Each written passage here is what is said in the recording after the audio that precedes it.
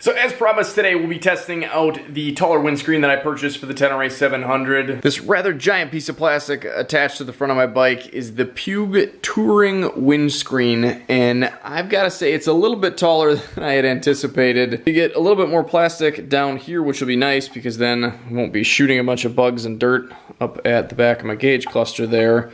But if we line this up, you can see we've got quite a few more inches of coverage up at the top and quite a bit more at the sides as well. So we're gonna take the bike out, we'll hit the road, we'll hit the trail, and I'll tell you what I think of it. I still just cannot get over how tall that thing is. So obviously we've got a few new things on the Tenere.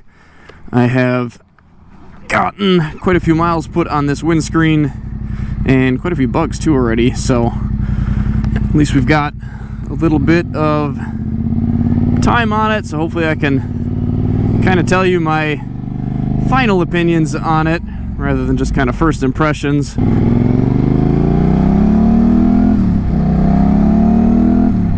And we'll just ignore the rest of this stuff. That'll be coming up in videos in the next couple weeks, and if you guys want to make sure you see those, make sure you hit that subscribe button. So we'll hit the highway right away. That'll be kind of worst case. Probably won't be doing too much talking. Not sure how this is going to come out. With the old screen, it definitely would have been noisy. So one thing I like is I can turn my head to check for traffic without my helmet getting blown off of my head. Especially with a big peak like the Castle helmet's got here. That can really kind of be a problem. I do get a little bit of a buffeting right at the top of my helmet, and I don't think I mentioned it, but I'm 5'10" with a 31-inch inseam, and I've got the Seat Concepts low seat on here, so if you got the standard seat or a little bit different height for me, obviously this is going to be a little bit different for you. I feel pretty good, kind of in a little bit of a hunched over position. I'm sure you guys probably can't see it, but the wind is barely just kind of starting to kiss the top of my peak on my helmet here, and that's really just the buffeting, where the buffeting starts.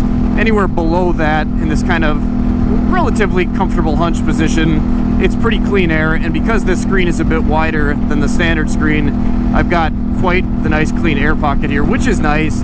And if I really hunch down, my helmet is getting like absolutely no buffeting, and I guess I can shut up for a couple seconds here and show you what the difference is. So I would say I could be pretty comfortable here. There's not so great, and there's lots of noise.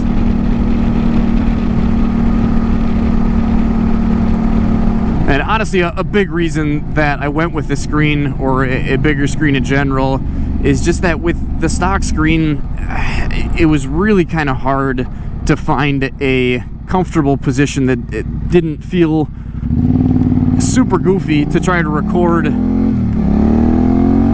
If I had that old screen on, I'd have to have been hunched down here to get any clear audio, and maybe this wasn't clear at all. I guess I won't know until I get home. As much writing as I've done, I haven't really done a whole lot of recording since we just had our little girl last week, actually. I've been doing some short rides after everybody else goes to bed, but I have not been doing any filming, so I guess we'll see how this goes. Maybe it'll be horrible garbage, and I won't want to use any of the video clips because of the audio, but I'm hoping not. It seems like it's a lot cleaner. The one thing that I've really come to kind of dislike about this screen, though, is that when I'm in my kind of comfortable riding position, and I think I'd have to move up a couple inches to kind of get you guys where my eyes are at, so probably about there is what it would look like to me. The horizon of the windshield is kind of right where I want to be looking at on the road, so that kind of, I don't know, throws me off a little bit. And during the day it's not terrible, but especially at night, because the headlight is so close to this, it kind of ends up lighting up the perimeter of it, and I don't know, I kind of don't like it. Honestly, maybe a darkened windscreen would have been better, but I didn't want to do that for kind of the next step here, which is going to be off-road. The last thing I'll say on the road that I don't like about this is that there is really no clean air pocket for me anymore. If I want to sit up straight, I'm pretty much just getting buffeting from, I guess maybe eye level up and you know, that's kind of hitting the top of the helmet, kind of making everything vibrate a little bit. So not great. Would be nice to at least have the clean air pocket when I'm completely straight back, like I would have gotten with the stock windshield.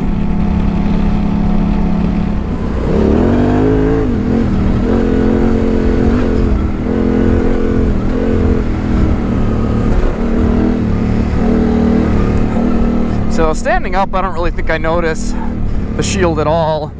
I don't really think there's too much of a guillotine risk there. I mean, it's pretty far forward. It does kind of come back a little bit at you, more so than the stock shield did, just because it's a little bit taller. But I feel pretty comfortable with it where it is. It might take out that top of the fairing stay if you did hit it, because obviously you've got a lot more leverage there now. It does kind of reflect some stuff that I've got between me and the shield, so that throws things off, and I don't know that it really is all that disorienting otherwise as far as the convexness of it goes. I don't think that's actually a word. I don't know. I mean, it's not awful. It's kind of nice that it's clear, because at least I can see a little bit, but I mean, it's still an obstruction, I guess I would say. And I think when you're standing up, as far as blocking your view, oh, almost missed my jump. Woo! I guess I could see it getting in the way a little bit. Hello there, deer. You cooling off in the mud puddle, or what are you doing? Oh, you're a little forker, eh?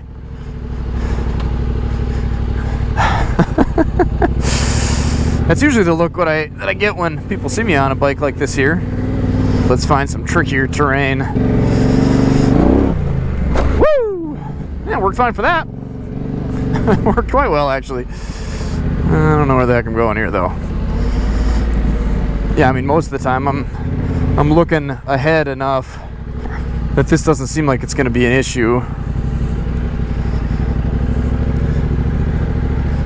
You got a buddy coming behind you?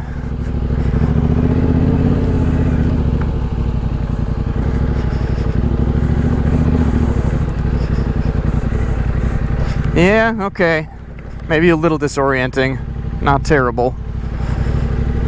I guess in that situation, I am kind of looking or needing to see just a couple inches in front of the tire.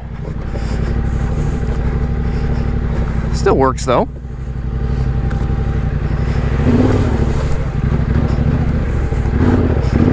Yeah, I don't know. I still say it's okay.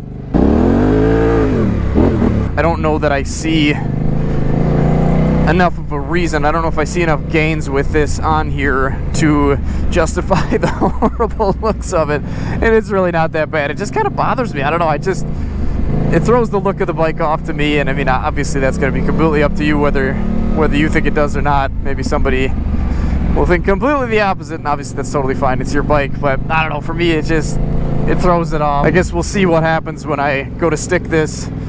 Woo! When I go to stick this the stock screen back on here and take it for a ride. I guess maybe we should do that right now. Why not?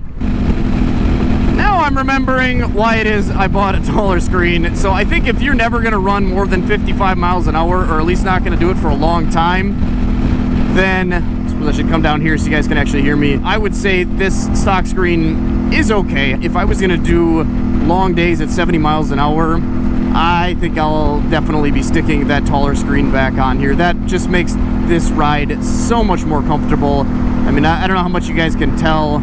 It seemed like it was pretty clear with the other screen. Go from kind of the somewhat buffeted at the top of my helmet up to kind of a comfortable riding position.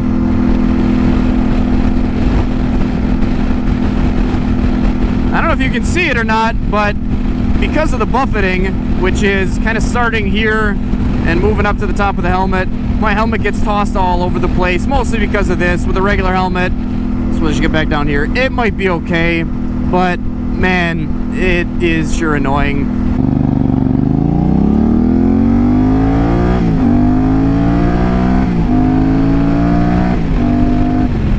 Yeah, I don't know, even at 55, I'm betting that this is going to be annoying, and I'm not going to be happy with myself that I decided to film with my camera in this position.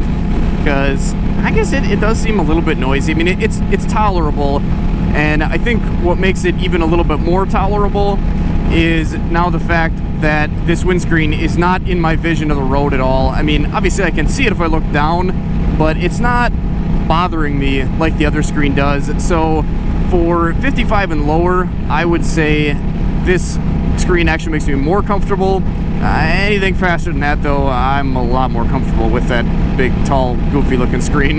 The other thing that I've noticed is that I thought if I sat up straight like this, I thought my helmet was completely in just like the free air up here, but it's actually only like from the top of the camera up, I guess, that's clean air. Everything down here is kind of buffeted. Actually, I guess even the part that's hitting the screen is kind of buffeted. I don't know why I thought I had such a clean air pocket. I think it's still cleaner because less of the buffeting is hitting the top of the helmet, and I think this is really what kind of creates the weird vibrations and the sort of bouncing around effect that I get. Obviously, screens are not cheap, but it is probably something worth testing out. If you guys have any other options, I know a lot of people like the MadSat screen and a couple other ones. Let me know down in the comment box below what you're trying and what works for you and what you do and don't like about it. Thanks for watching, guys. Hopefully this video was helpful to you. If it was, make sure and hit that like button. If you guys want to see more videos like this every weekend, then click that subscribe button. Get out, enjoy this beautiful world every chance you get. And if you can't, here's some more videos to check out in the meantime. And until next time, take care, stay safe, and stay swanky.